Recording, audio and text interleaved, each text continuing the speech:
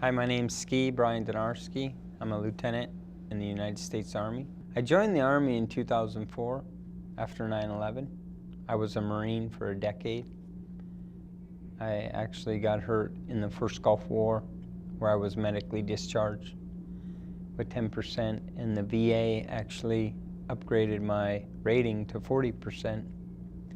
And after 9/11, I felt compelled to enlist into the Army, and I came in.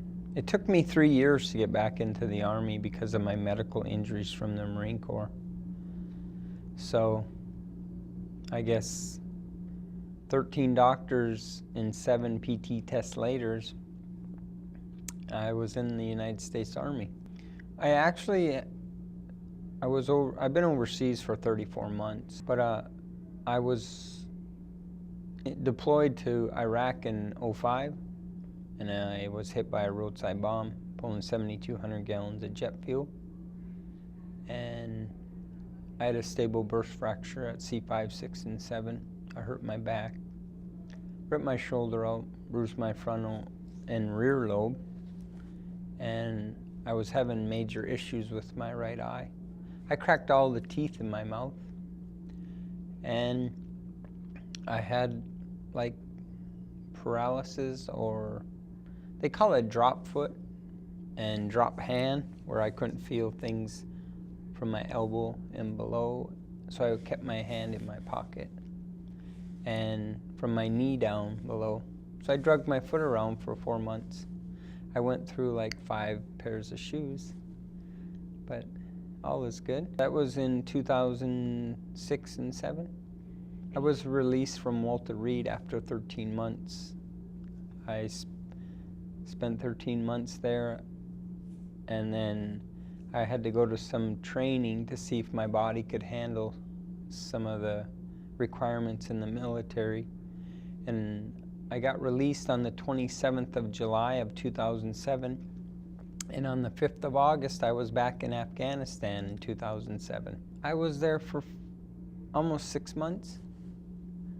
So after completing that tour, my colonel suggested I put in an officer candidate school package. And that's how I became a lieutenant in the United States Army. I started playing golf, I guess, when I was a Marine, just screwing around, some kind of camaraderie thing. Something to joke around and deal with guys and laugh at each other. And have a few cold soft drinks. So it was rather fun. But I guess when I came back, after I went to OCS and I got commissioned, I got hit by a truck training for a triathlon after the military intelligence school. And a lot of my injuries came back from my combat issues, because I have lesions on my frontal lobe, and they call them punctate holes. They're in between the lobes of my brain, like Swiss cheese. And then that's what caused me to end up wearing a prosthetic soft lens in my right eye, so I just use my left eye.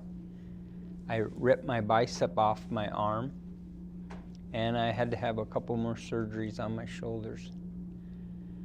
But I couldn't relate to society. I couldn't keep up.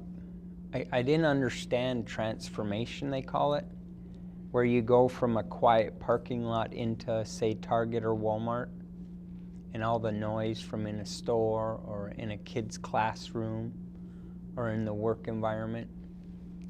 I couldn't keep up. It was so busy for my brain, I would fall to my knees because I couldn't process things. And every time that happened, I would see shooting stars, like white lights. So they moved me to a new hospital, the Polytrauma Center in Richmond. That was in 2009 and 10. And then that's where I started messing around with golf again. Because prior to leaving Walter Reed, I met Jim Estes in the Salute Military Golf Association. And he introduced me to golf. Golf has really helped. It's so quiet out there, it's peaceful. It gives you time to, everything's so slow.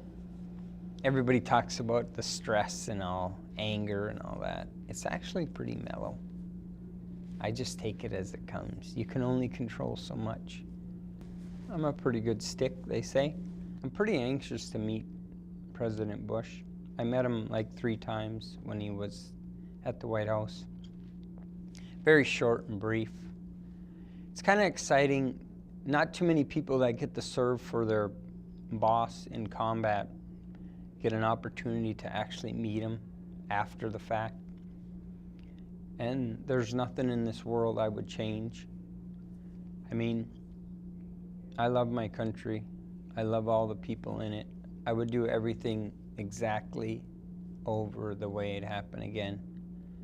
And if he called for me to, if I could go back to combat right now, I would leave right now. I really chose to do what I did for President Bush because I like President Bush.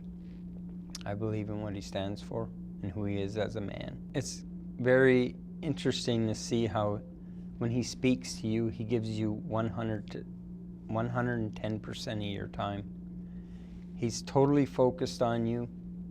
He looks you straight in your face, and you are the only person that exists in the whole world. Well, I'm interested to meet his wife, Laura Bush. I mean, a lady that has to deal with everything that goes on. How does she keep it all together? She's got to be one special woman. My ultimate goal with golf is to help out other soldiers. That's why it's not my ultimate goal to just come in here and win. If I can help another competitor do better while I'm here, that's my ultimate goal. Winning isn't everything. It's just part of some stuff in life.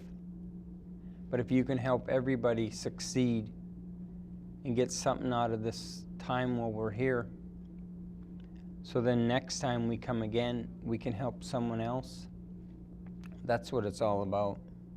I really value the opportunity by President Bush and his staff. But if I do win, I mean, I'll cherish that. My ultimate goal is to just be here to help out any soldier that needs some help with the game of golf and to utilize it as a therapeutic tool, as all of us soldiers that are here, and Marines, sailors, airmen, Coast Guard, that this game is successful in helping us with combat issues in regarding to our therapy. It's saved my life, and I know it saved some of my friends' life. And I'm so blessed to be with organizations such as Salute Military Golf Association. It's not only for the soldiers, it's for people in our communities, children. I think we need great role models. Kind of like when I was a kid, you seen a picture of a soldier in a uniform. That was pretty important. You know, someone that's willing to sacrifice everything